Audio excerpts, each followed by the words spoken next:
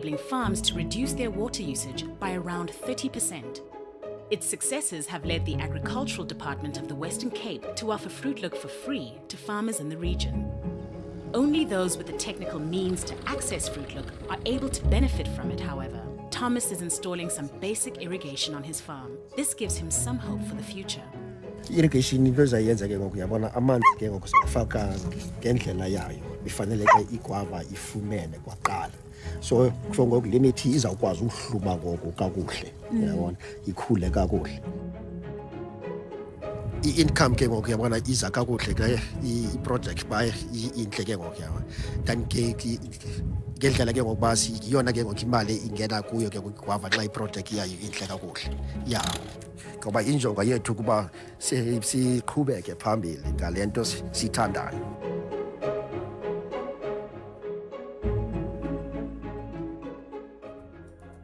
Satellite data is being used in many ways to enhance food security. To forecast rice yields in Southeast Asia with 85% accuracy. To understand how best to grow food in South America by mapping cropland across the continent. To help African herders identify grazing areas through maps sent on mobile phones, thereby halving herd mortality. And to monitor the status of all Nigeria's crops on a monthly basis. We know more than we ever knew, and we have an understanding of our planet as a closed system that we didn't have before. We have a new generation of satellites up there that have a resolution of down to 10 to 10 meters. Today, for example, I can give you with 7 days accuracy a complete picture of the planet with every single tree on that. So all the information you need is there, but you really need to get it down to the farmers. Most of the food that is being produced on this planet is actually produced by smallholder farmers, farming families. Now these people learn farming on the basis of traditional knowledge. Now, if the weather patterns are changing, as they do because of climate change, then you need a source of information to adapt what you are doing. And in that, mobile technology offers us unprecedented possibilities. There's virtually no space where you couldn't reach the farmers, and closing this gap between big data and small farmers, that's one of the very promising approaches. There's nothing that defines the interface between natural resources and human activity like agriculture does. There is no other sector that is employing more people than agriculture does. So if we get this sector right, the potential is enormous, not only to secure food production, but really to secure the natural environment that keeps us alive.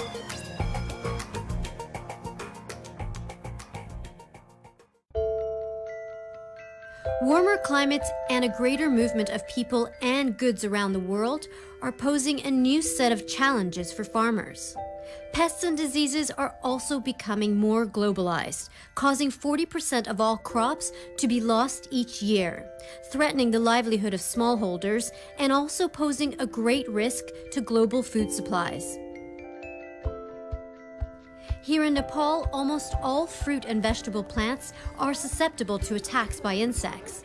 And with 2/3 of its population in farming, new pests and diseases could spell disaster.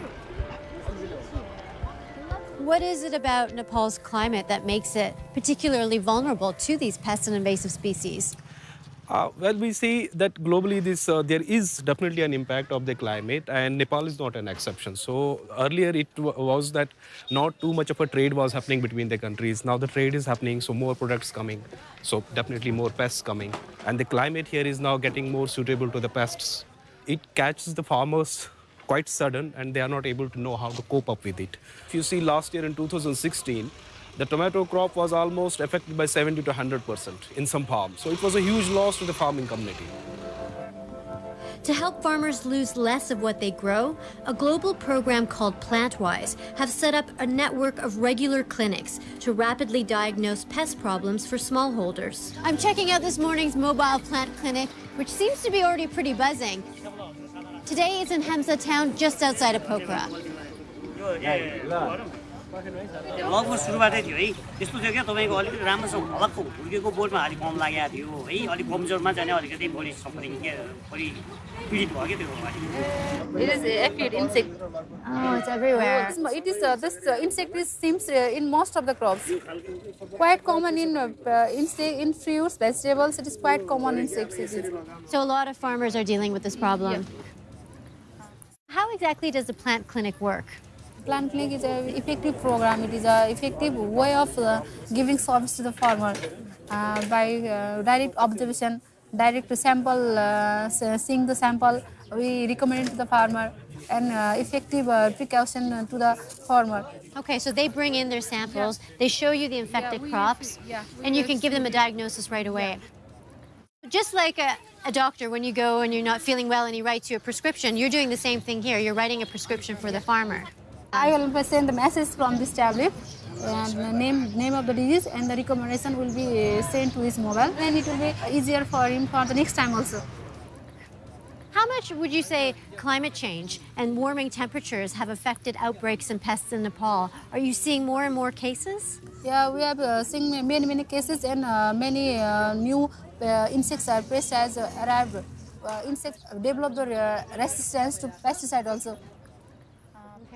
Rajinda is a local smallholder who has discovered a larvae that has infested and damaged his tomato crop. अलि नयाँ नयाँ दुखेको रोग हो नै कति टाइममा चाहिँ एकदम यस्तो ध्वस्त भयो यो त तपाईँको 15-20 दिनमै धोक्यो 15-20 दिन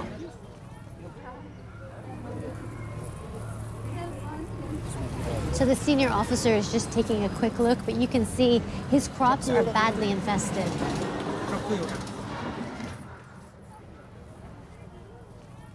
Oh, there's larvae. Yes. This is the larvae stage.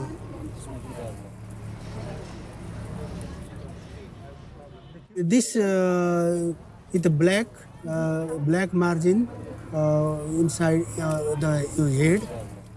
This is the sign of Tuta absolute.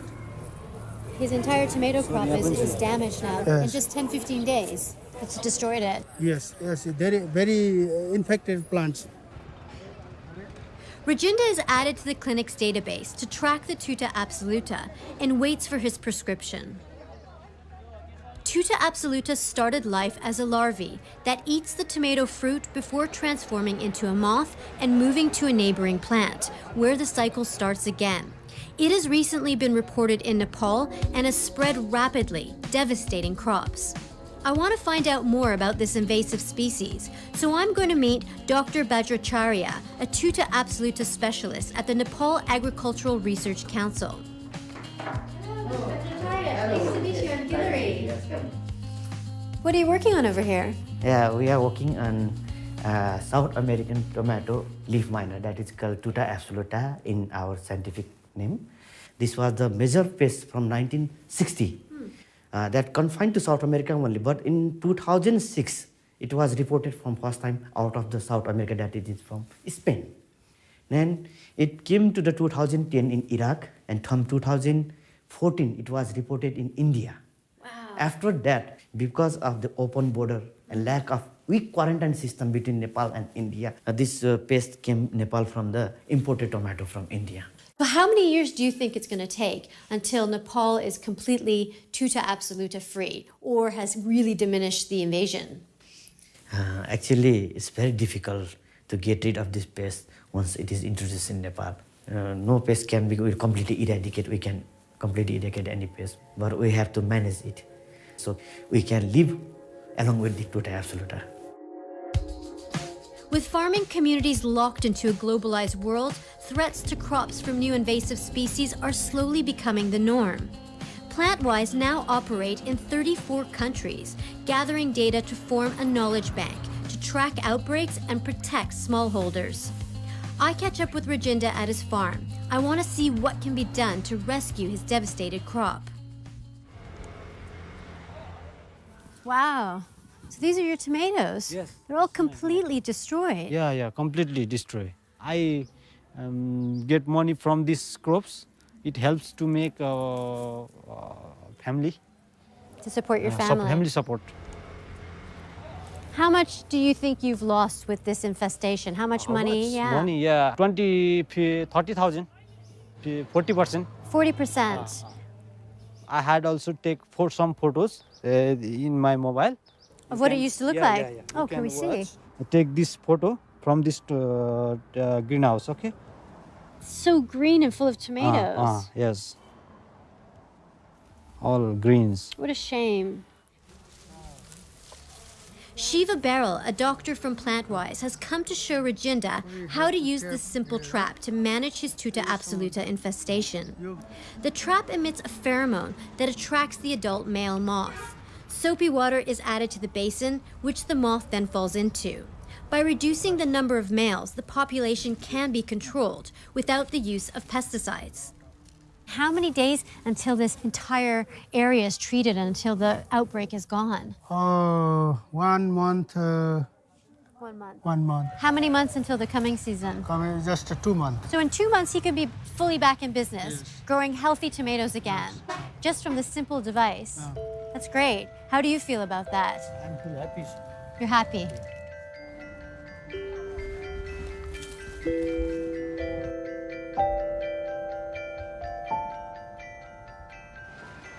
Globalization is happening. The world is developing, and we can't slow that down. So you could see how an outbreak or a problem in Peru could very well be the same issue for a farmer in Nepal the very next year. And so Plantwise's network of local plant doctors and clinics, supported by an international pest and disease database, enables smallholder farmers to be more prepared in the face of new threats from climate change in an increasingly globalized world. There's going to be a tall order to produce enough food for a growing population as the world's climate changes. But the work has begun. Where weather is extreme, new varieties of crops are being developed and methods to grow them. Where skills are being honed, knowledge is being shared. Food insecurity will become an increasingly pressing issue. But people are finding inventive ways of coping with new conditions.